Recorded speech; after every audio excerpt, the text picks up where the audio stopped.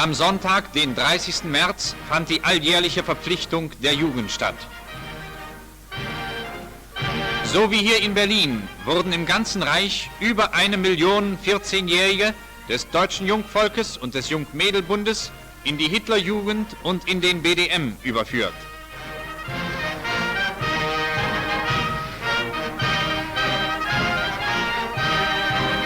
Der Reichsjugendführer Arthur Axmann, der die Verpflichtung der Jungen und Mädel vornahm, schloss seine Ansprache mit den Worten: Ich bin überzeugt, dass ihr im Hinschauen auf den Führer das erfüllt, was euch das Herz befiehlt.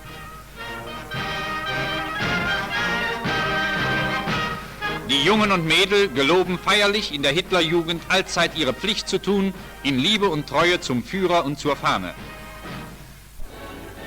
Die Reichshauptstadt in Erwartung des japanischen Außenministers Matsuoka. In den Straßen Berlins drängen sich Hunderttausende, um dem japanischen Außenminister einen herzlichen Empfang zu bereiten.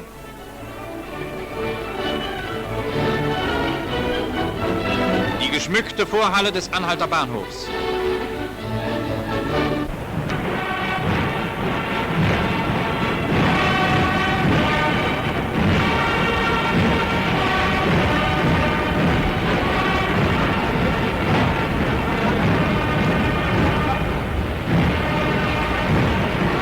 Der Reichsminister des Auswärtigen von Ribbentrop begrüßt den hohen Gast auf dem Bahnsteig.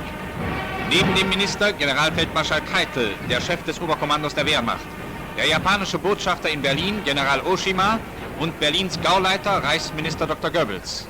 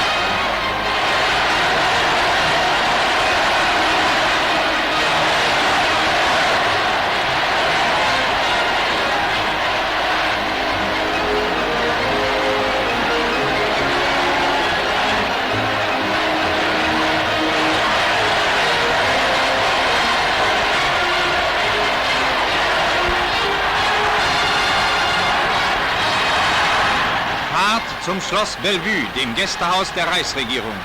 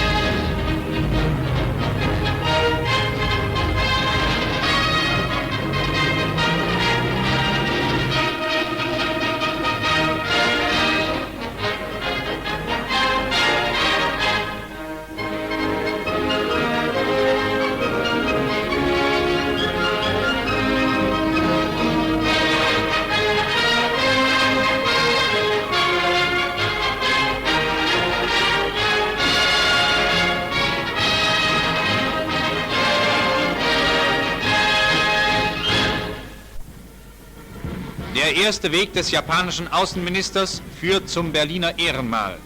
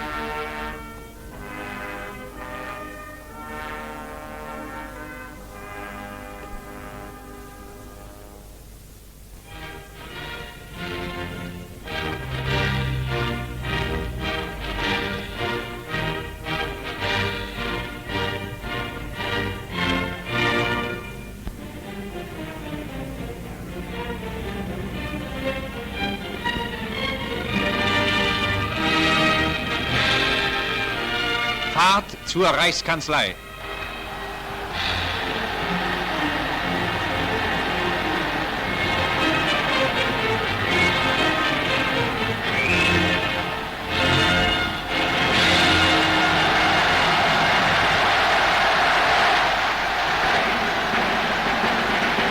Eine Ehrenformation der Leibstandarte Adolf Hitler erweist die militärischen Ehrenbezeugungen.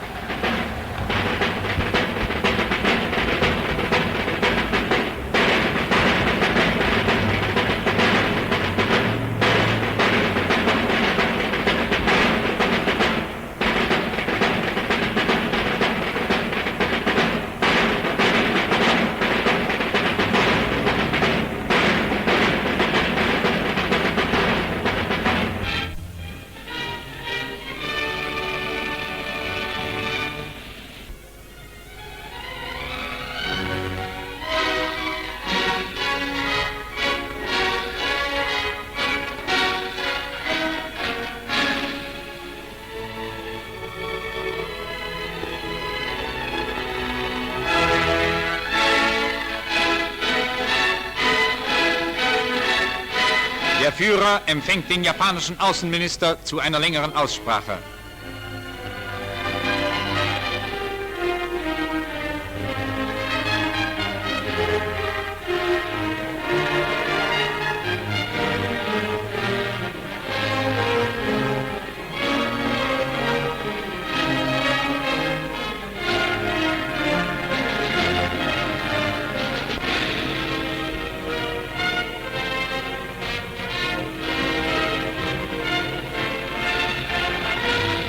Die Besprechung über die schwebenden politischen Probleme verlief im Geiste der herzlichen Freundschaft, die Deutschland und Japan verbindet.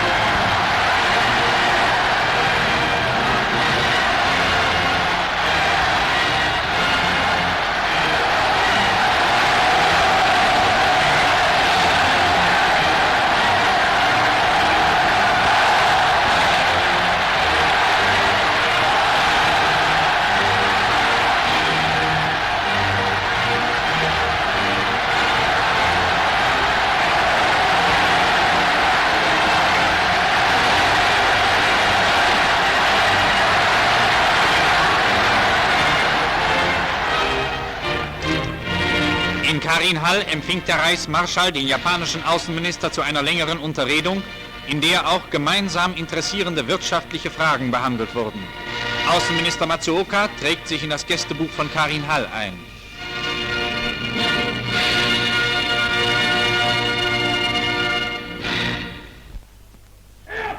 Nach 5-tägigem Aufenthalt verlässt der japanische Außenminister die Reichshauptstadt. Wieder umsäumen Hunderttausende Berliner den Weg zum Anhalter Bahnhof und bereiten Matsuoka herzliche Ovationen.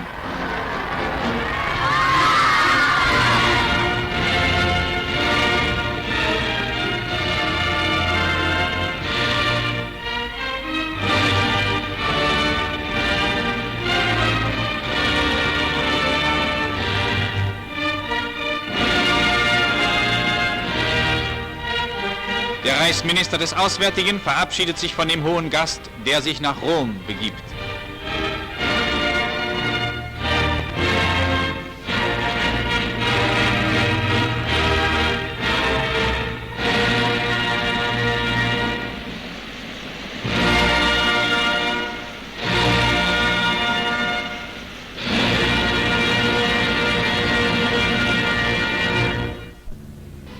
Eine Panzerreparaturwerkstatt unseres Heeres in Bulgarien.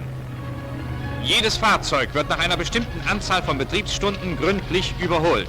Die Panzerkampfwagen müssen stets voll einsatzbereit sein.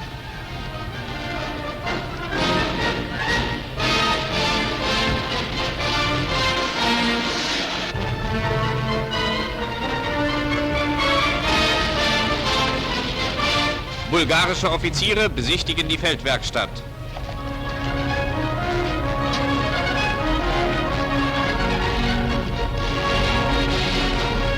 Bulgarische Schüler.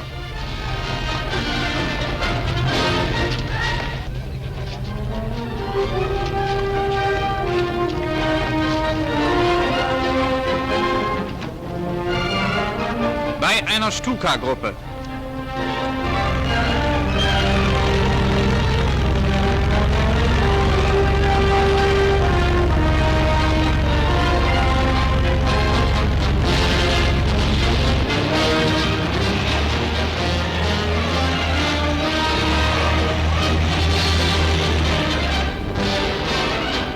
König Boris von Bulgarien erscheint zur Besichtigung der Gruppe.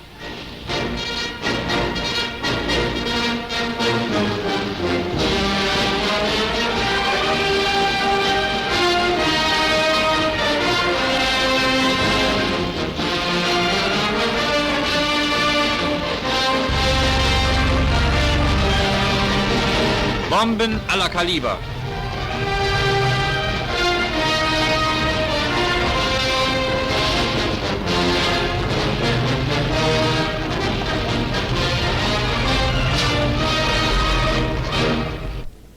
Nachschub für das deutsche Afrikakorps.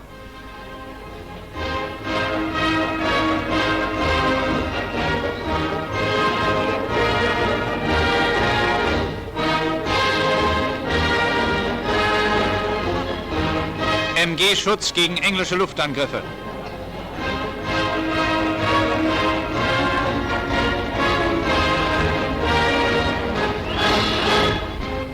Ankunft auf afrikanischem Boden.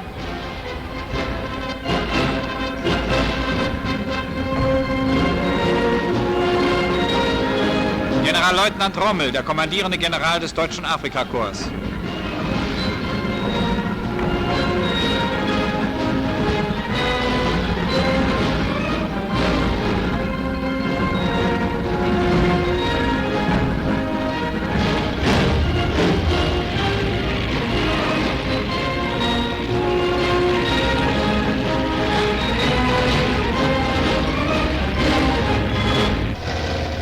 Vormarsch gegen Osten.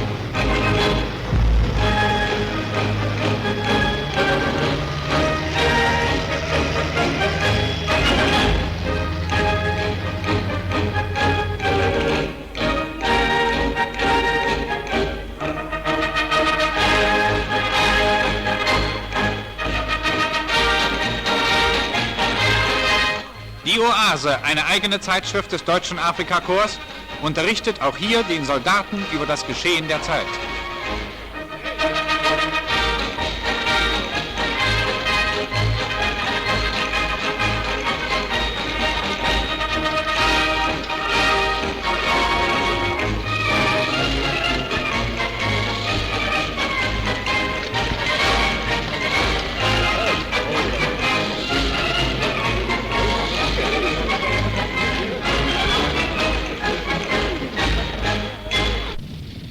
Der tiefe Sand stellt an Menschen und Maschinen höchste Anforderungen.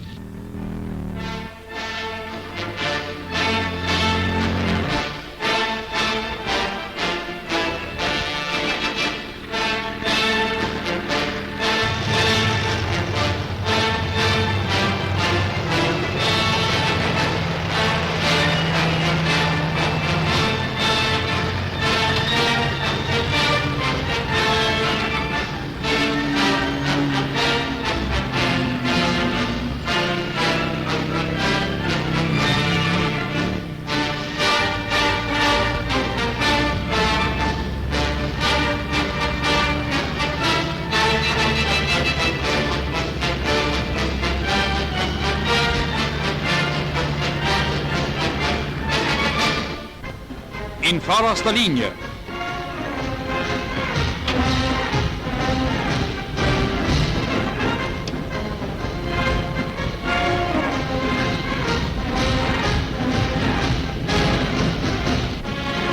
Deutsche Flakartillerie sichert den Vormarsch und Nachschub.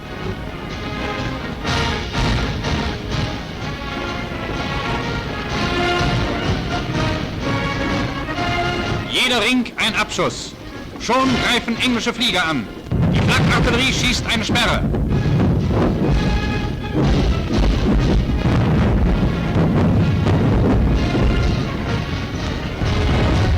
Eine Spitfire ist zur Strecke gebracht.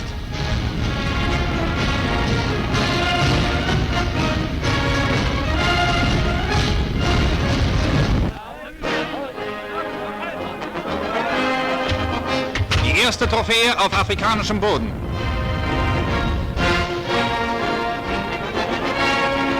Verhör eines englischen Jagdfliegers.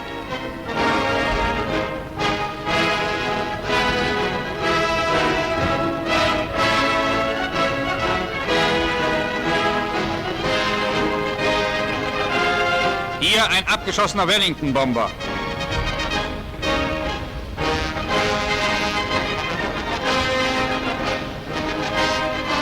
Die Besatzung, die mit dem Fallschirm absprang, wird verhört.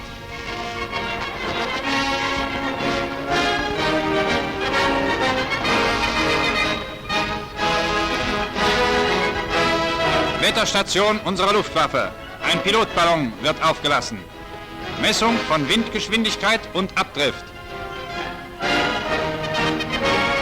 Das Wetter ist günstig. Deutsche Zerstörer sind zum Gegenangriff gestartet.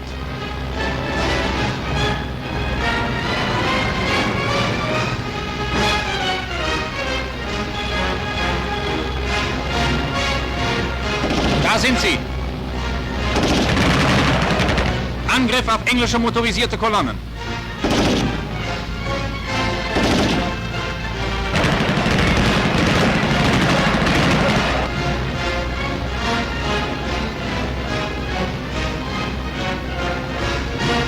Bomben auf englische Stellungen inmitten der Wüste. Einsatz schwerer deutscher Seestreitkräfte im Atlantik. Im geschlossenen Verband stoßen sie vor und greifen die für England bestimmten Geleitzüge an.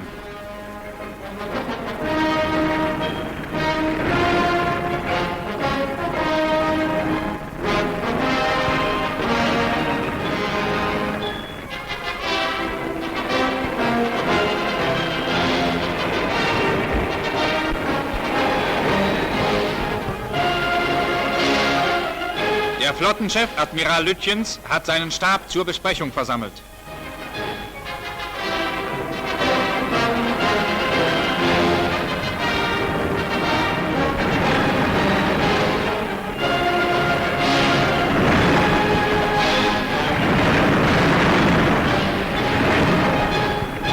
Zeit an Bord.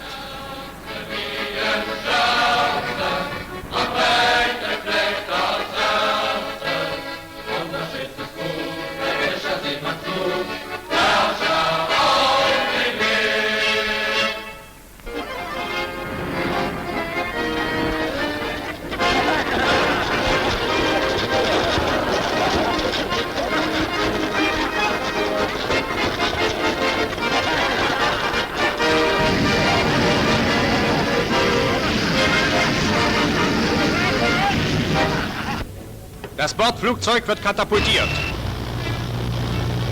Es soll das Seegebiet im weiten Umkreis aufklären.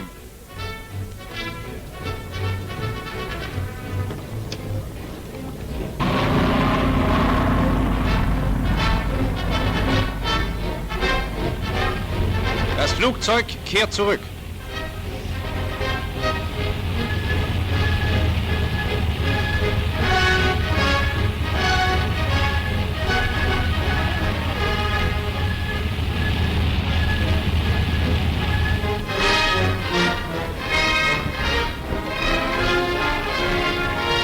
Die Flieger erstatten dem Kommandanten Meldung.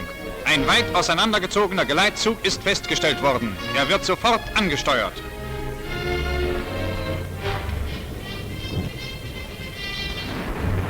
Die Gefechtsstationen sind besetzt.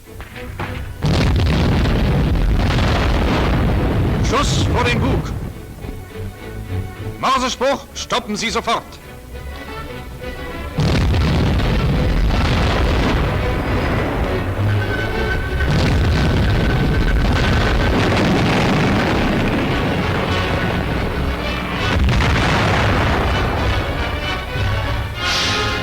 Die Besatzung eines Dampfers ist in die Boote gegangen und wird von einem der Schlachtschiffe übernommen.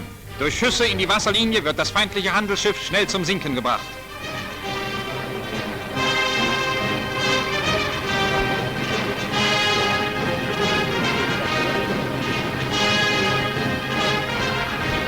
Der zweite Engländer, trotz ausdrücklichen Verbotes, gibt der Funkzeichen und verrät damit den Standort des Verbandes.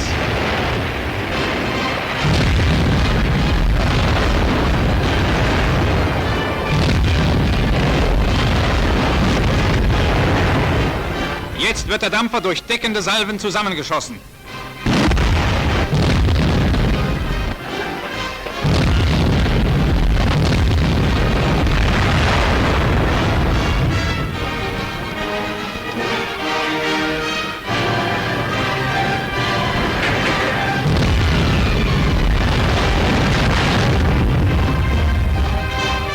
Die Besatzungsangehörigen, darunter einige Verwundete, werden an Bord des Schlachtschiffes in Sicherheit gebracht.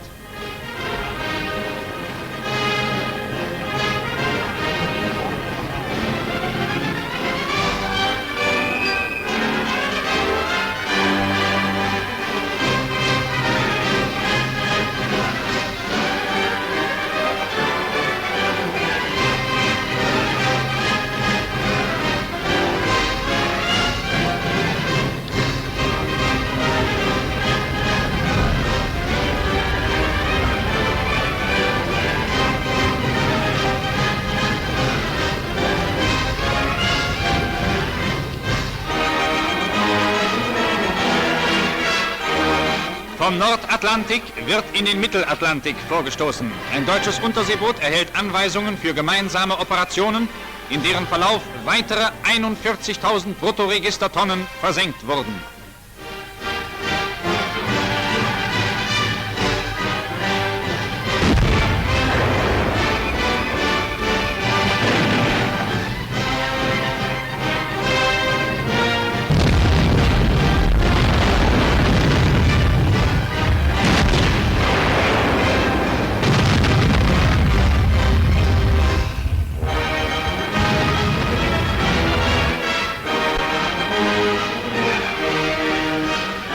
So konnte dieser Verband schwerer deutscher Seestreitkräfte, Tausende von Seemeilen von der Heimat entfernt und unter der Gegenwirkung fast der gesamten englischen Schlachtflotte insgesamt 116.000 Tonnen feindlichen Schiffsraumes versenken.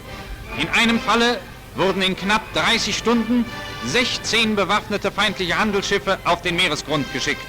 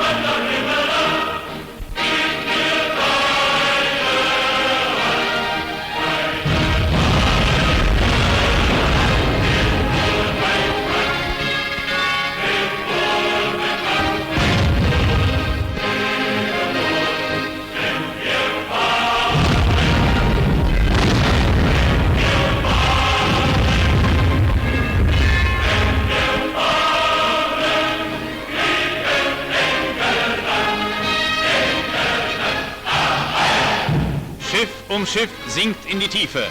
So werden Großbritanniens Lebensadern durch die Operationen unserer schweren Seestreitkräfte auch in Seegebieten, die England völlig zu beherrschen glaubte, vernichtend getroffen.